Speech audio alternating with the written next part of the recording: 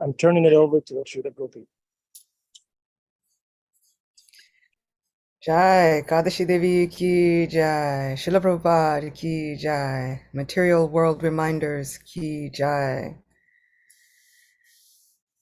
The interesting thing about this place is that it's not supposed to let us forget that this is not really where we want to be. This is not actually our final destination.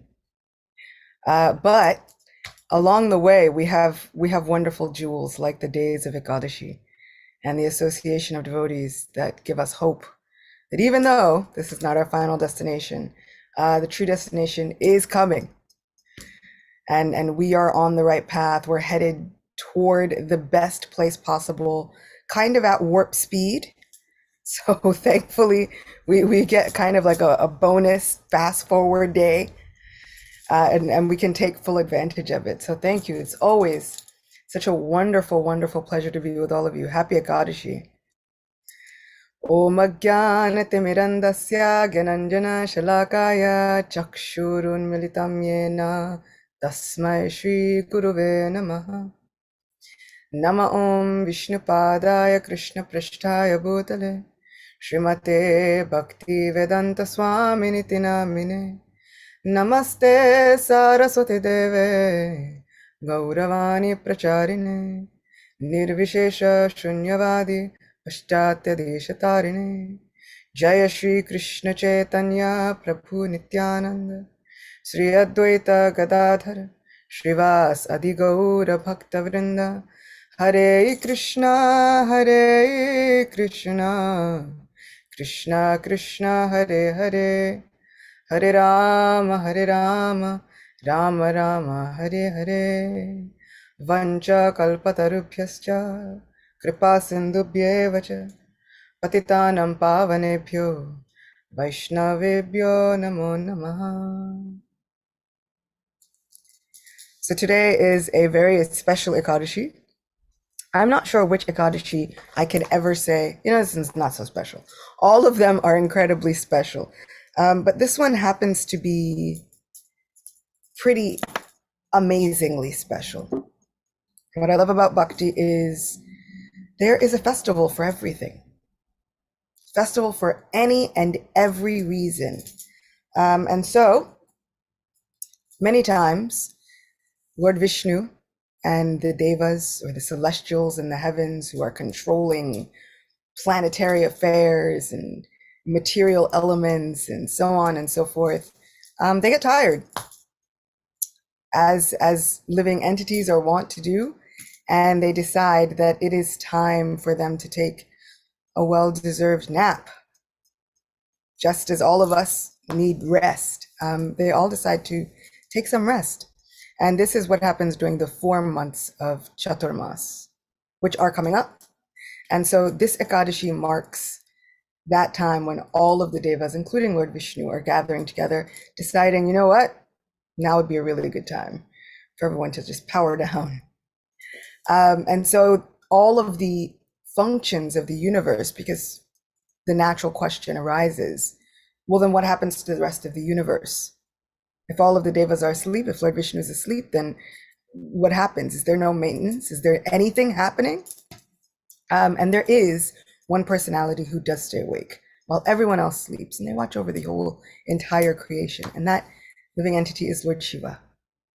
And so Lord Shiva takes the thankless task of staying around for all of us, making sure that everything still continues to run smoothly while everyone else takes some rest.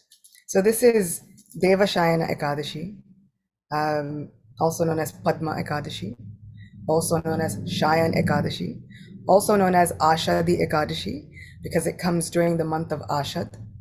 And that month started 2 weeks ago on the last Ekadashi. Now we're coming towards the full moon.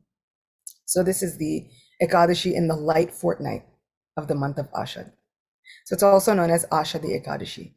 It is a very, very special Ekadashi throughout Maharashtra. It is very dear to a saint named Tukaram. And there are many, many, many people, devotees, who have gone out on so many different pilgrimages and sankirtans, chanting the holy names of God.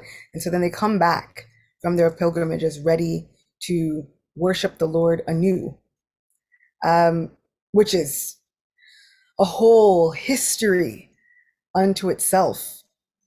But we only have such a small amount of time. So let's see. We'll see what we can combine with the story and the glories of this particular ekadashi. Last ekadashi, one person was asking the question, we know that ekadashi benefits us, but does it actually please Krishna? And then how do we know that it pleases Krishna? And the answer came from Garga Samhita, which is a wonderful treatise by Garga Muni, who, if any of us have read Krishna book, or have delved into the 10th canto of the Srimad Bhagavatam, we will remember that Garga Muni was the family priest for Vasudeva.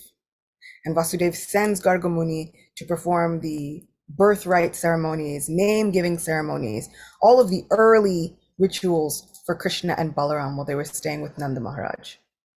So Garga Muni has compiled this Garga Samhita with so many of the pastimes and details and wonderful fun facts that go along with Krishna's pastimes. And within this Garga Samhita, the gopis go and they ask Srimati Radharani, so we've seen something that is incredibly astonishing. Everyone in the universe is running after Krishna, and Krishna is running after you. How did you do it? Tell us something. There must have been like some kind of like secret incantation. Did you sprinkle something secretly in his food? Like, what did you do? What happened? How is this possible that this one personality was captured the hearts of everyone in the entire creation, is wrapped around your finger like a subservient, just a menial servant? Srimati Radharani shyly, confidentially replies that it is because of fasting on Ekadashi, which happens to be the favorite day of Lord Vishnu, that anyone is able to bring Krishna under their control. And she tells the gopis this, saying anyone, meaning that it is possible, even for living entities like you and I. A simple fast, this simple act of taking up some tapasya, endears us to the heart of the Lord so much. He says, that's it. You've purchased me. That's all I've ever needed, which is incredible. Sometimes we think, this is just going to be available to anyone, everyone? Shouldn't there be a lock on the people who can purchase the Supreme Lord? But that's what's wonderful about our unlimited Lord, is that over and over again, he is Akila Rasamrita Murti. He's able to fulfill the desires. He's able to interact and reciprocate with every living entity that is yearning with any tinge of a desire to purchase him. And still, that doesn't lessen his ability to reciprocate with anyone else. He's able to give 100% to everyone and still have 100%. It's the inconceivable nature of Krishna. So this is the glory of a simple action like fasting on Ekadashi. And I say simple because it is simple. The concept is quite simple. The execution may not be easy. But if we think about all of the things that we do for love in this material world, there are so many days people will stay up all night talking to loved ones. You kind of forget about food, you forget about sleep, you forget about responsibilities. And sometimes people around you are a little bit upset about that, but still it happens. And then everybody says, oh, it happens, that's love. And then we get to our relationship with the Supreme Person, and all of that goes out the window. We seem to forget all of the things that, oh, that's just love. Are we ready for that kind of loving relationship? Are we even intrigued by it? Because even just when our curiosity is piqued, that's enough for Krishna. Krishna will reciprocate even with that, even with the desire to want that desire. It all winds up being enough for Krishna. And that is such an encouraging point for me. Because here the emphasis isn't all on, you've got to get it all right. And this is the only, like there's only one path to getting it all right. With Krishna, it's like there are innumerable paths to getting it right. As long as we are jumping in with our whole hearts, trying to always remember Krishna and never forget Krishna. So this Ekadashi day is as simple as that. Trying to weed out all of the other distractions just for one day, every 2 weeks, trying to cast aside all of the other anxieties that might be in the mind and in the heart, and just trying to focus with love and affection on our relationship with divinity. And Ekadashi is so wonderful, so prominent, so potent, that even if there are anxieties, the solution is simple. Simply pray about them on Ekadashi. Give them to Ekadashi Devi. She is so incredibly merciful, so incredibly compassionate.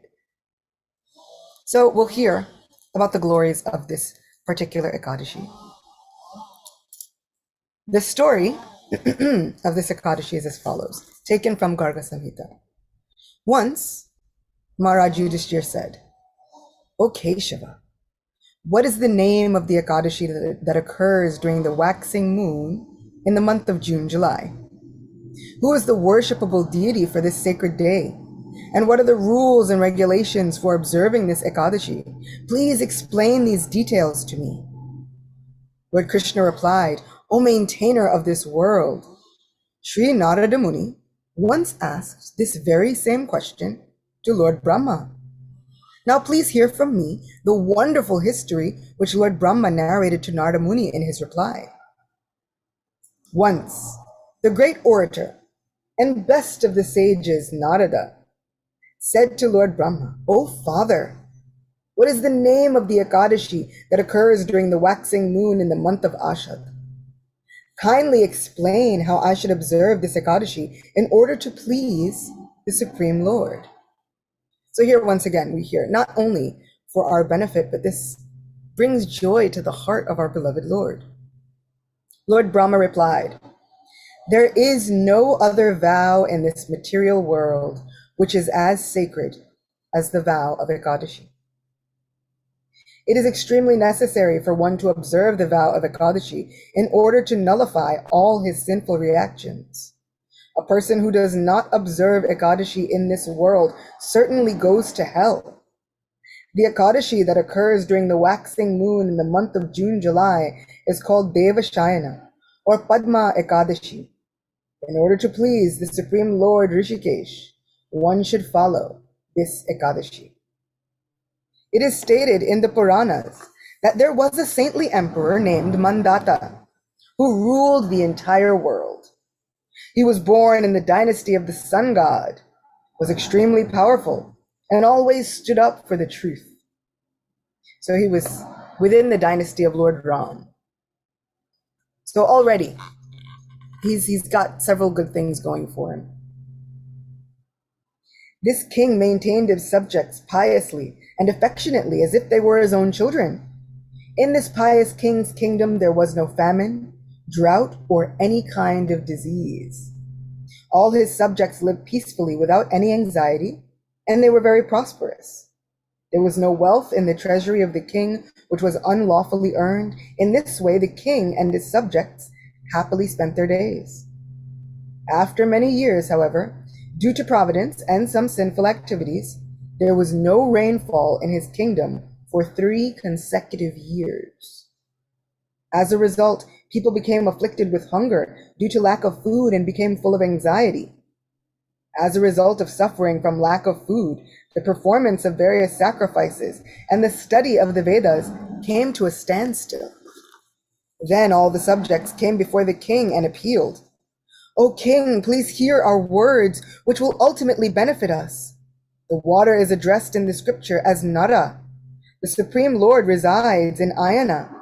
Therefore, another name of the Supreme Lord is Narayan. The Supreme Lord Vishnu is all-pervading in his form as clouds. He alone causes the rainfall. The food grains are produced from rain, and the living entities subsist on grains. At present, due to lack of these food grains, your subjects are suffering and decreasing. O best of kings, please find some remedy for our miserable condition and restore peace and prosperity among us." The king replied, "Whatever you have said is true. The food grains are considered like Brahman. Everything is sustained by food grains. The living entities of the entire world subsist on food grains. It is clearly stated in the Puranas and other scriptures that due to the sinful activities committed by the king, he and his subjects suffer. Although I cannot ascertain my fault through my own consideration and intelligence, I will nevertheless try my best for the benefit of my subjects." Now, how incredible is this King Mandata?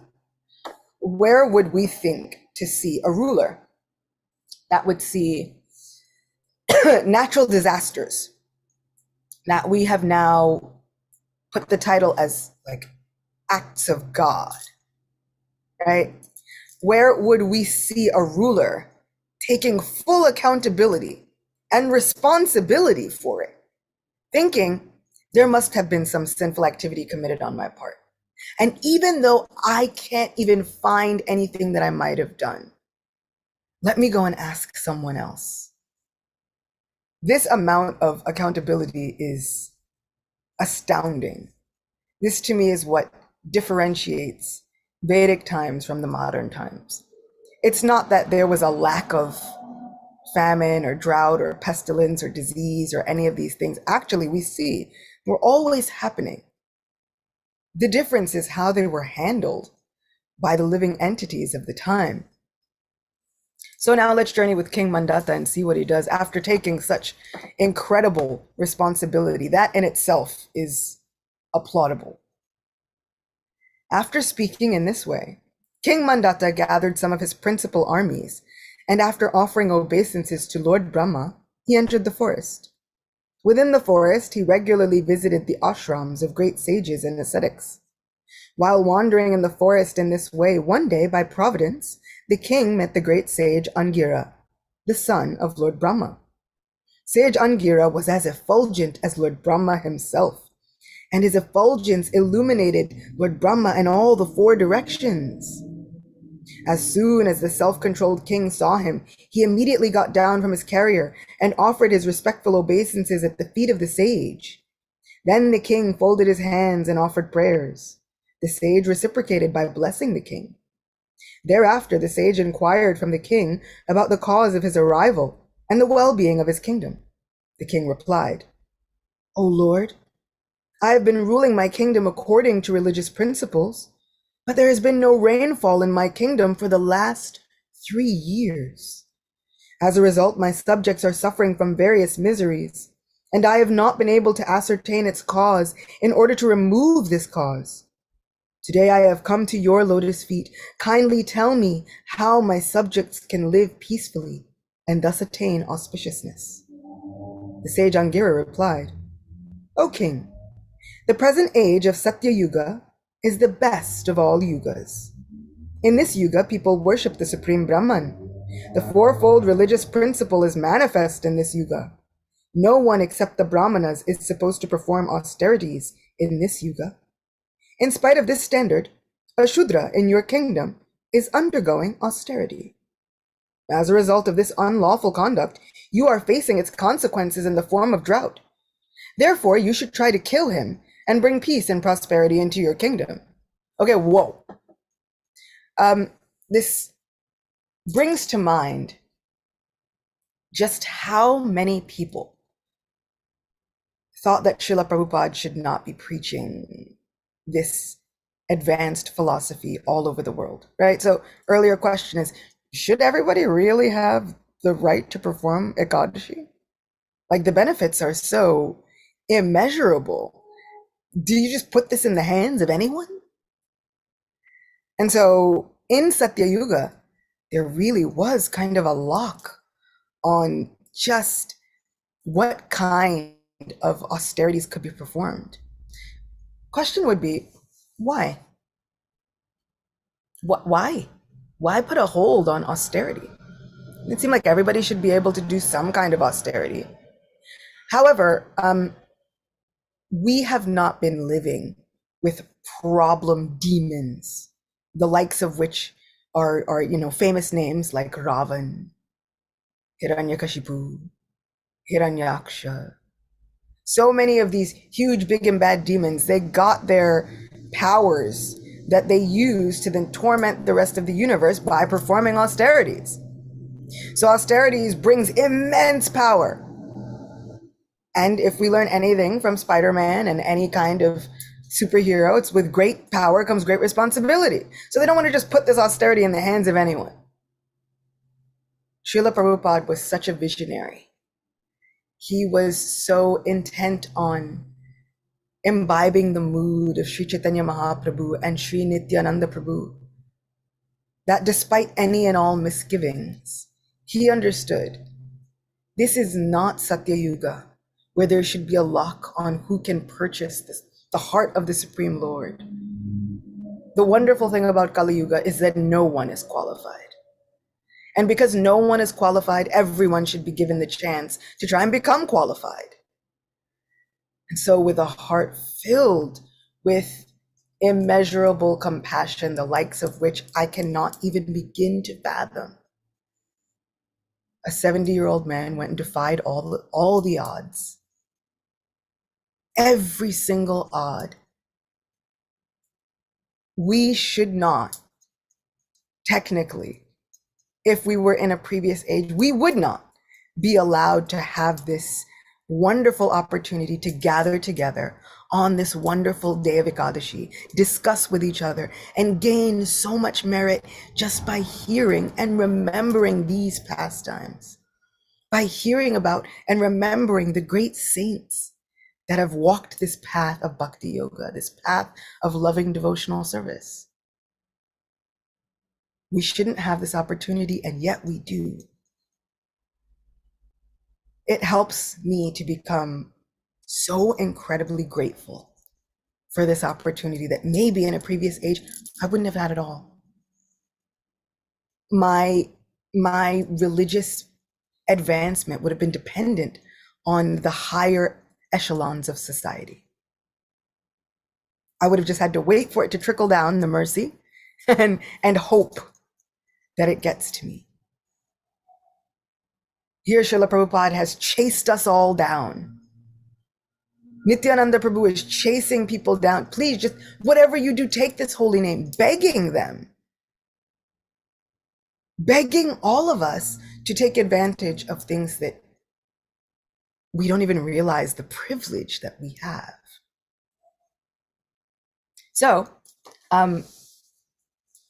apparently, when you transgress those rules of society, and you are a Shudra who is going to perform austerity within Satya Yuga, that could have been punishable by death, which, seems very strong and harsh, but then again, also just makes me think for a moment about the privilege of being in Kali Yuga.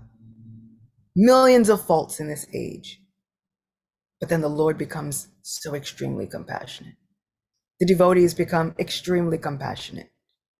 The standard is lowered way down. The bar is so low. It's almost as if it's like God has made it impossible for us to fail, and still we'll focus on trying to find ways to do so. We will focus on ways to try and dodge the mercy, as if we were in an endless game of spiritual dodgeball and we are winning, but really we're losing. So let's see what King Mandata has to say about this death penalty that an unknown person has been given. The king said, "O great sage, it will be impossible for me to kill an innocent person who is engaged in performing austerity. Therefore, please instruct me about some easy solution."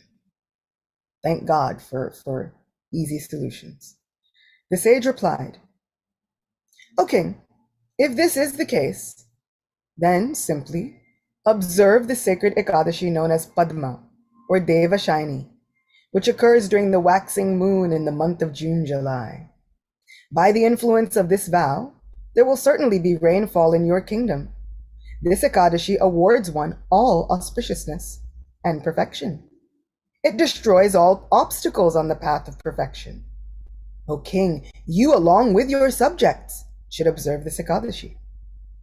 After hearing these assuring words of the great sage, the king offered his obeisances and returned to his palace. Thereafter, in the month of Ashad, or June-July, the king, along with his family members and subjects, properly observed this auspicious Padma or Shayana Ekadashi.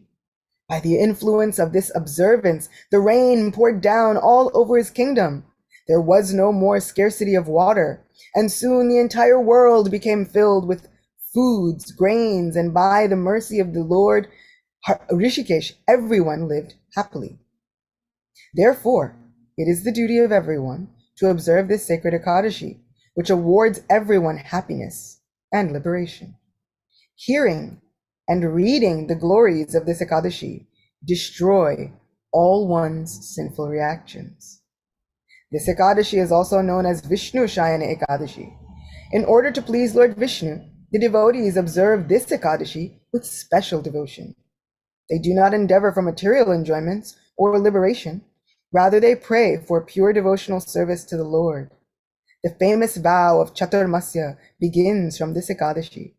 The devotees observe the vow of chaturmasya by hearing and chanting the topics of the Lord for 4 months, beginning from the day when Lord Hari goes to bed up to the time when he wakes up.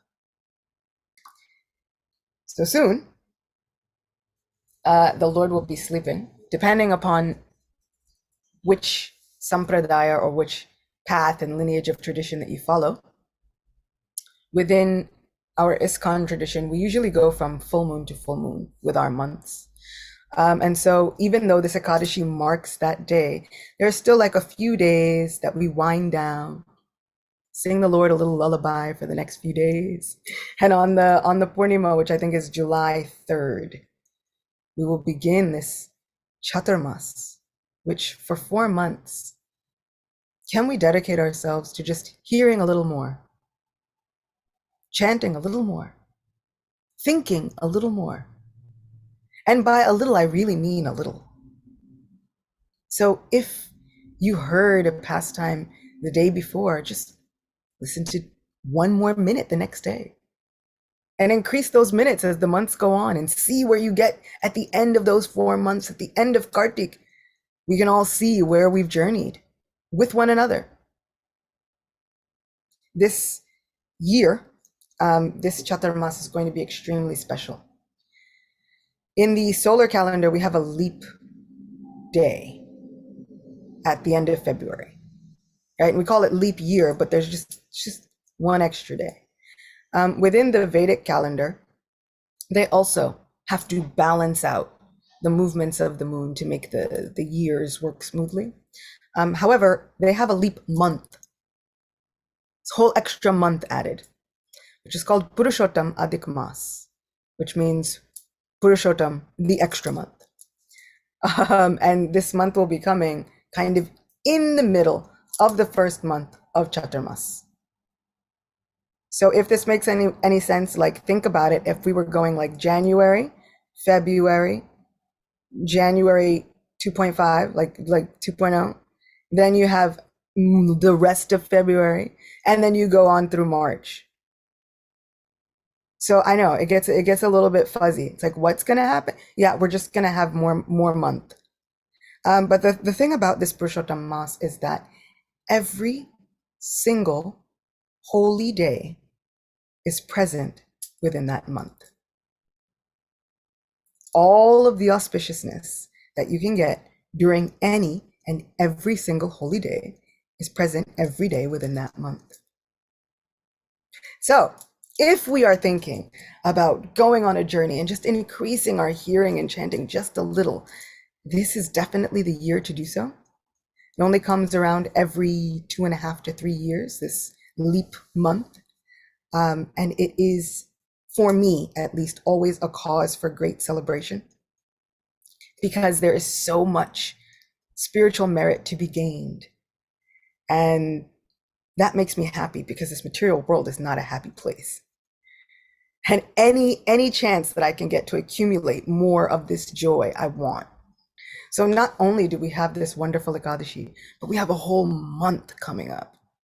And within that month, there are 2 ekadashis that don't come around every year, because it only happens during Purushottama. So I'm sure we'll be talking about those as those come around. We'll be diving in and trying to see the glories of the month of Purushottama, why it is named this month, what happened during this month, what's going on with the whole thing. So we'll get to that during the ekadashis of those month at that month, which is coming kind of in the middle of July. So we'll be journeying together. It'll be cause for extra celebration, more blessings, more mercy. And we think, like, really, we can have more blessings and more? Absolutely, because our Lord is that unlimited.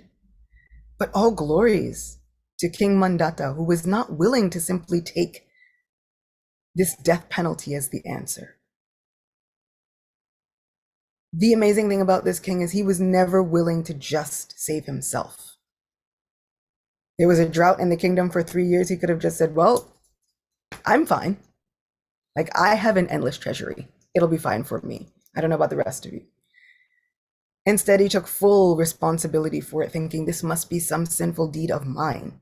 Traveling through the forest to meet different sages, to meet different spiritualists, to ask, do you have any idea what could be going on? And then when he found out what was going on, he was not willing to simply sacrifice an innocent person. He wanted some way that everyone could benefit. These are the hearts of devotees, looking for ways that everyone can benefit. I was thinking about another drought that I was reading about yesterday. There was a drought, and at that time, it caused like a big famine. It caused a huge issue in Bengal. And the person who jumped in, like a sort of like a universal Red Cross, but better, was Lord Nityananda.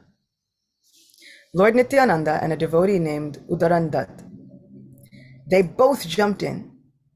And regardless of caste or creed or nationality, if they were in trouble, Lord Nityananda helped them, giving them not just material help, but love for Krishna and the holy name, all three at the same time. Material help, Krishna Prema, and Krishna Nam all together. This is the mercy of our Vaishnavas. This is the blessing of Kali Yuga. Where else would we see that the absolute most downtrodden, the Lord goes running to those people, absolutely running to those people. And it is not just a Vedic principle, right? So many different spiritual paths. We see this act of God running to the downtrodden. And let's face it, all of us at some point are going to be downtrodden. And so I am trying to remind myself that when I feel the most downtrodden, it means I'm in the most excellent position for a downpour of mercy. Big obstacles means there has to be a big miracle coming. And many times I never know how it's going to work out, because it's not my plan, it's God's plan.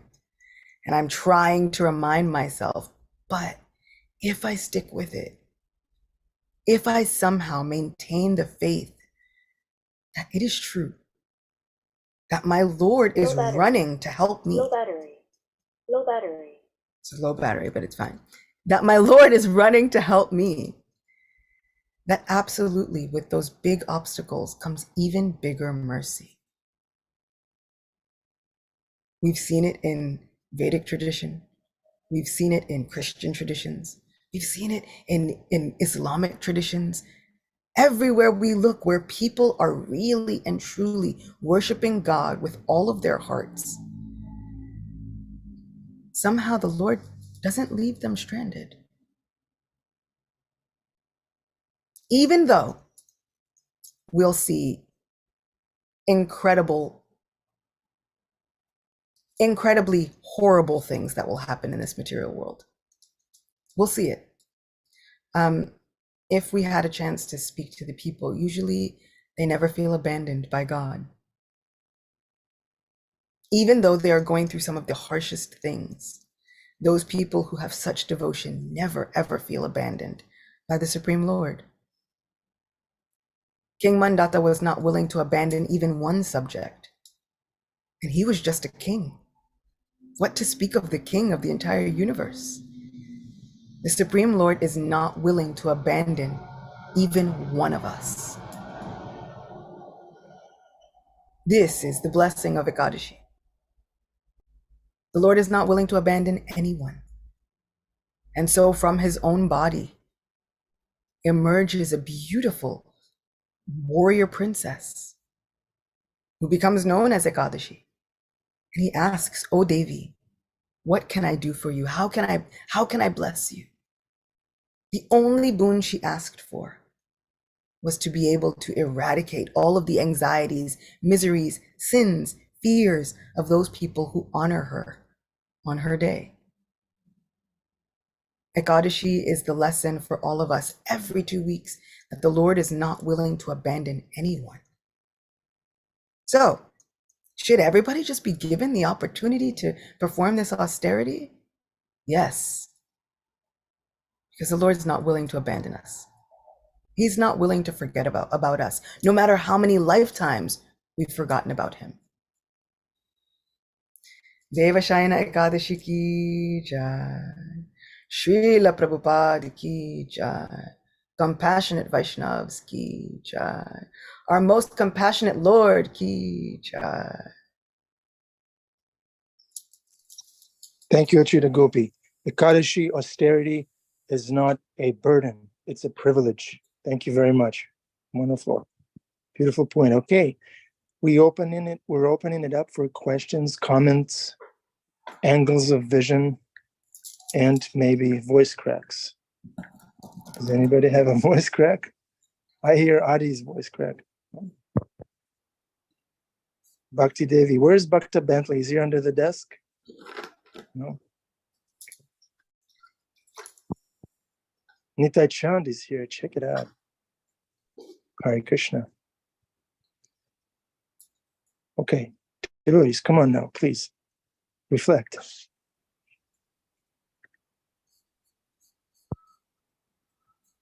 I'm going to start calling out. Okay, there he is. Bhima Prabhu. Hari Bo Acyuta Gopi Prabhujini. Very nice class. I'm always in a quandary in regards to ekadashi, because I never remember it. I don't take it seriously enough. I do understand that it's more important on these days. The reason I was told by someone actually very dear to you, very, very dear to you, that the real importance of ekadashi is that we spend less time cooking, gathering and eating food, and more time chanting, dancing, and dancing. Less feasting, more chanting and dancing. That's what is really the important part. Not so much that we're afraid about the bad spirits and grains and stuff, but that we spend less time thinking about our stomachs. Because back in the, and clue me in if I'm wrong, but back in the old days, to prepare a meal, to gather the meal, to earn the money to get a meal, took the whole day. It was literally 50% of your day was centered around harvesting the food, preparing the food, everything from scratch. If you wanted grain, you had to husk, you had to grind. These were things that took you away from concentration on Krishna. So I have a question. This is I don't mean to be controversial here, but if these days of ekadashi are determined by the movements of the planets, and are we in agreement that the planets themselves, this universe, the movements of the stars, are all material? I mean, Vishnu breathes out in one outward breath. All these come into existence, and then when he breathes in, we go out of existence. Are we in agreement to that? We're here. I'm here with you. Okay, all right. So what he breathes out is the universe and us spirits. Now, excuse me, I'm not a scholar at all. I'm just a farmhand. So, so how can something so spiritually important be subjective to the movement of material spheres? Why isn't it that every moment we shouldn't be thinking, every moment, let alone every day, rising and falling of the sun, that these days and these calendars are material in nature? And how can something like the timing of when we actually start concentrating on Krishna have to do with days of the year or movements of the planets, when those things are material? So that's my question. Huh. So that's very interesting. From my understanding, the holy days are present here in the material world, but not necessarily material. It's like, I don't know if you remember, we were speaking about Prahlad Maharaj, and Prahlad Maharaj becomes Prahlad Maharaj because he happened in a previous birth. He was married to a prostitute. They got into an argument, and it was an argument that lasted all night. They were so angry. Nobody ate, nobody slept, nobody did anything. And that day happened to be the day of Nrsimha Chaturdashi. And so in his next life, he becomes Prahlad Maharaj and the beloved of Lord Nrsimhadev. So it's like, how can this be Nrsimha Chaturdashi if Nrsimha Chaturdashi has not happened yet? Because Prahlad had not happened yet. And it's like, if this was a material date, how does this work? And so the appearance days, these Advent days, are marked on the calendars for our benefit, but not really material. There are many subjects that are spoken about within Bhagavad Gita, but like we see, like karma is not eternal. But kala, time, is one of those things. It's like, but how does time work? Well, because Krishna says kaloshmi, right? Like, how are we supposed to know that it's in this world but not exactly of this world? Because that it is originally coming from Krishna. So this ekadashi is a Devi, originally coming from Krishna. So if it is coming from Krishna, as all of us are also coming from Krishna, but she's coming from Krishna on a much higher energy than we are. It's like looking at us like, how can we be subject to all of these things and then not be subject to all of them at the same time? It's the Jiva Tattva gets a little bit hairy and dicey at that moment. But the simple point is that they are present in this place, but not bound by the laws of material nature. And this is the thing about Ekadashi. Lord Vishnu and Lord Krishna, in many, many stories, he goes to visit Yamaraj. And Yamaraj is overjoyed because no one ever goes to visit him. And so when the Lord arrives there and he's visiting Yamaraj, he keeps hearing these like horrendous screamings and hollerings and crying. And he asks Yamaraj, what is that? Yamaraj says, well, those are the sounds of the living entities gaining their punishment, because that's my job. And the Lord asks, well, when does it end?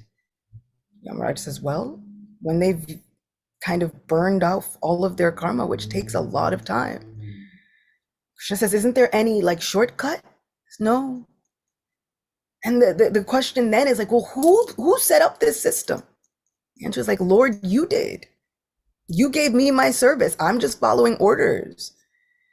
And so the Lord, with his compassionate heart, thinks, I have to do something about this. And from his body springs Ekadashi Devi. But we hear of so many different. King Janak goes and he decides, I will sit by the doors of the hellish planets, because it is said just by even seeing a Vaishnav, one's pathway to the heavenly planets and to the spiritual abode and to Vaikuntha Loka is assured.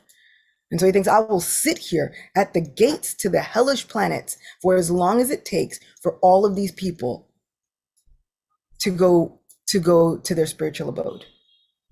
So the compassionate nature of Krishna and the devotees cannot be checked by material nature. Within Srimad Bhagavatam, it is said that when Krishna sees that the devotee is trying, he orders Maya, stop, they're mine now. And so this is how because we're still going to be living here. We're not all immediately leaving our bodies and heading off into spiritual abodes. Like, we'll still be here, even if we perfect it. But they're in this material world, but not of this material world. Reminds me of the questions that I heard that early generation devotees would ask Srila Prabhupada, even about himself. Srila Prabhupada, how can we accept that Guru is perfect and that Guru is the purest to be accepted as good as God? That Guru is not of this material body, but you wear glasses, Srila Prabhupada. And this was like a really hard thing for them to be able to grasp.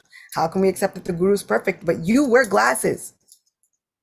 But we understand, and the spiritual master is explaining that when they come to this place, they drive a car that is fit for this place.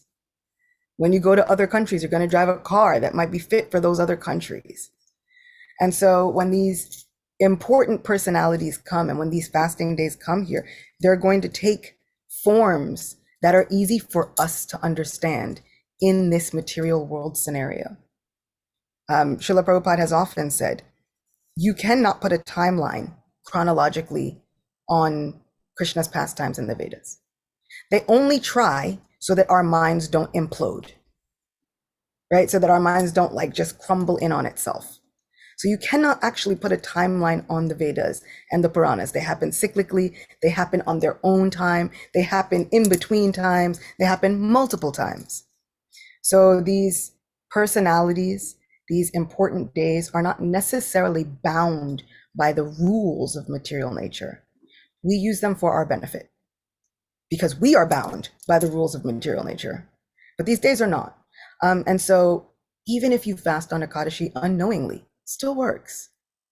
Even if you fast on Ekadashi, you fast on the Shringa Chaturdashi before it's even on the Shringa Chaturdashi. And Prahlad Maharaj was not fasting in a mood of devotion. He was angry with the wife.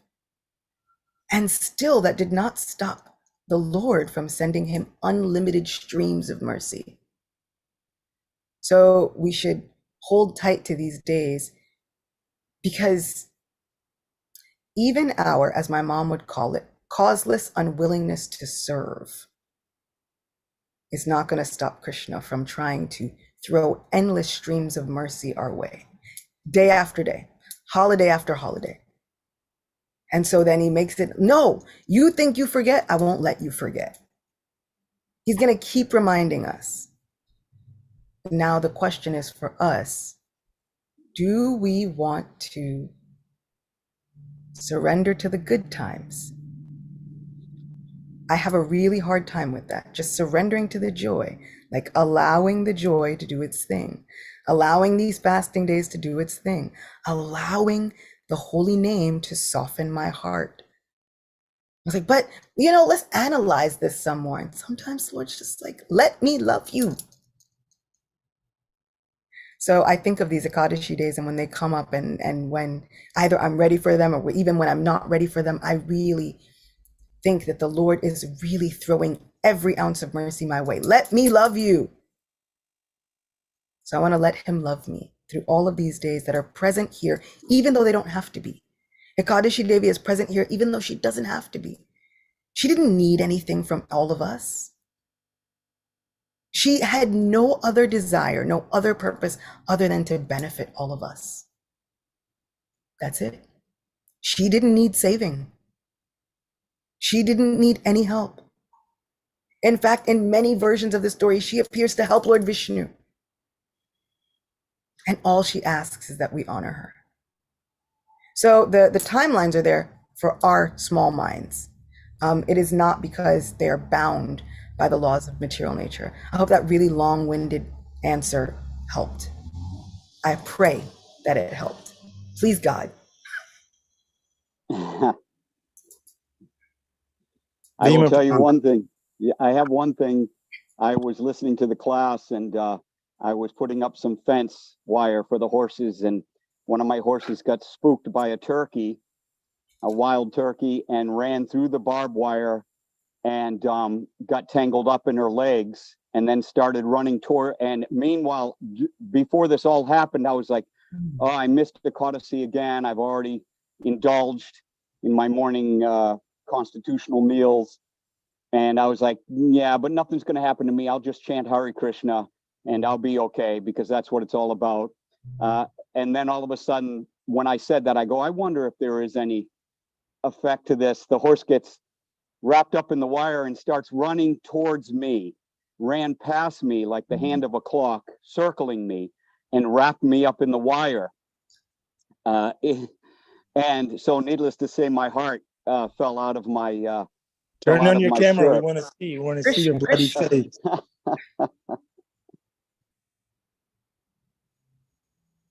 I don't know. Something's wrong with my video, but anyways, I was wrapped up, and the horse was running around me in a circle because she felt the pressure of the barbed wire on her legs. And I basically, I felt a laughter deep down inside me, saying, "You better watch yourself. You have to play this game. I've set this board game for you. This is how I can." Luckily, she stopped. I was able to stop her before I was cut in half. Luckily, it was just the clothes that got ripped. She did not bear down enough to push it through. But afterwards, I was walking, and then when your answer came that Krishna sets this in motion, it somehow the image of the fact that we've come into this world by our own volition. We've decided to play this game. And Krishna says, okay, here are the rules of the game. And if you're going to play this game of life with me, you have to spin this wheel, not any other wheel. You have to follow this path. This path will lead you to spiritual prosperity. This path will lead you to me eventually if you want to keep playing a game. And so I sort of like understood that if I'm going to be engaged, materially speaking, in this material world, and that Krishna has been so graceful by allowing us to give us the rules of the game, one of which is, as you said, the most important, that sort of like advance towards finish, which is what a ekadashi is. It's like rolling having the chance to hit the right dice, where Krishna says, okay, this is where you're going to leap over all your troubles and move forward. So until we are absolutely pure devotees who are head over heels in love with Krishna, we have to kind of play by the rules of the game, because obviously if we're not in love with Krishna, we're somewhat still attached to the material world. And so thereby we have to be bound by the rules of the material world, as I was bound by the barbed wire that almost cut me in half.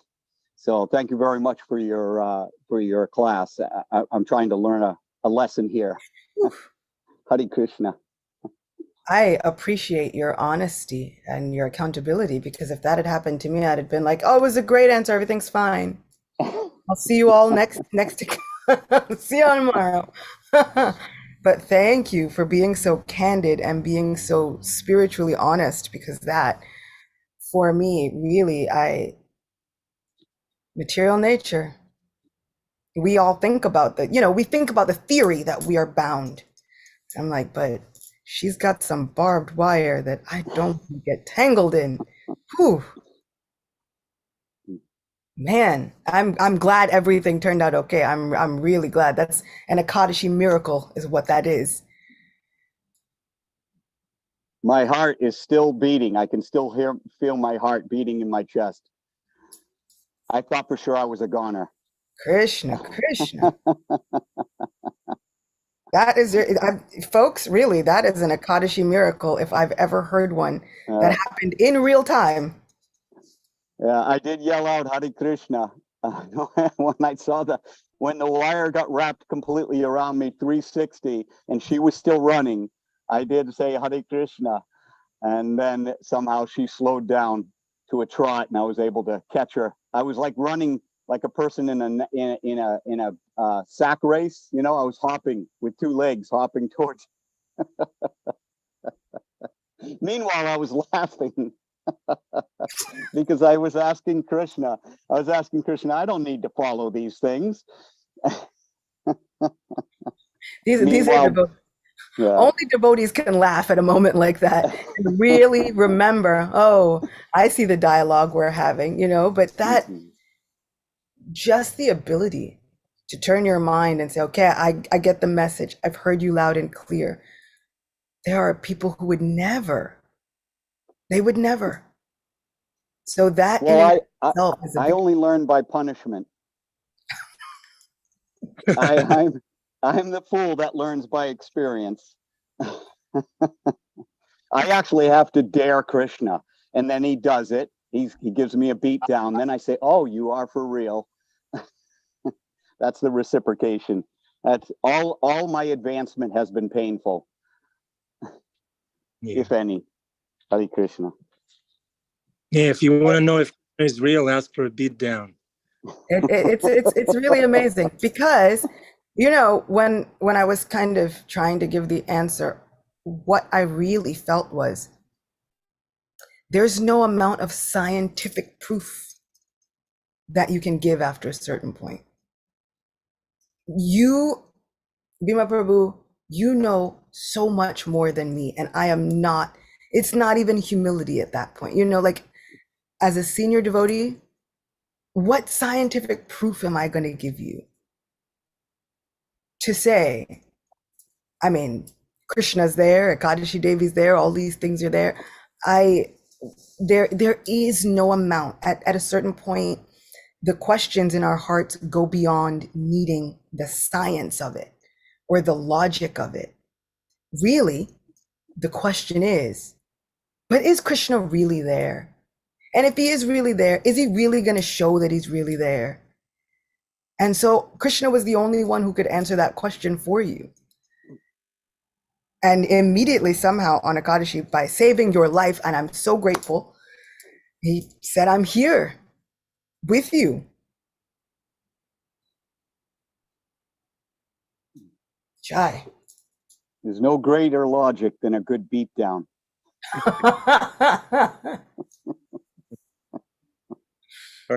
Thank you, Bhima Prabhu. Thank you, Acyuta Gopi. Thanks to everyone for participating. I'm really excited for this Ekadashi. Acyuta Gopi, you inspired us all. Yeah, let's honor this Devi. She doesn't need anything from us. It's for our benefit that we're honoring her. And we're doing it for the sake of spiritual advancement. There's no other, we're not gaining power. We're not big demons here. We're not here to gain power or anything. We're just here to honor the Devi. She's a devotee of Krishna, and we want to make spiritual advancement. Thank you. It's so nicely said, Acyuta Gopi. It's so clearly broken up for a simple-minded person. All right. It's so nice to see everybody. Amrita Kishori, Didi, are you sunbathing? Where are you? Coney Island? Yes. I'm walking. Nice. I feel my feet in. Yeah. Nitai Chand, where are you? What borough? I'm near Manhattan Bridge. Cool. You always expect Nitya Chandra to have like a saxophone or a bass guitar near him with that hat. Gonna pick up the posters, Dima. I'm there, man. I can't wait to see them up. Right. These are posters where that are advertising the Bhakti Center and all the yoga classes and the free yoga in the park and Tuesday night kirtan. We thought we would cover the walls with beautiful, because the graphics on the Bhakti Center are wonderful graphics. done by the artists. And we thought this is a great way to cover the walls, which are a little bit drab, and also advertise to the 80 people that 80 new people we have almost every night at the hostel. So all glories to the artists. Thank you very much, Nityananda. Hare Krishna. Thank you. Kylie Brown. Kylie Brown, how are you? Where are you? Hare Krishna, I'm in Atlanta. Cool. I've heard of it. Andrea, Didi, how are you? How's the family? Hare Krishna, very well. I'm so happy to see Kylie, and we had Nancy. We had so many of the Urban Devi retreat ladies here. And Sharmila is here. Is Amelie still here? Oh, she was here. Oh, okay. Yeah, I'm doing well. I actually got to go to Mangarati today, and it was not planned. It was, I guess, a Ekadashi miracle as well. Not as big as, not as big as not dying like Bhima Prabhu, but I just woke up from a bad dream, which it was like the silliest bad dream too. I was dreaming that I was at Krishna house for my initiation, and all of a sudden lots of people came in and it was too crowded, and I didn't recognize any of them, and they were all like, yeah, we're here for Aniruddha, and I was like, there's nobody here by that name that's gonna have the initiation.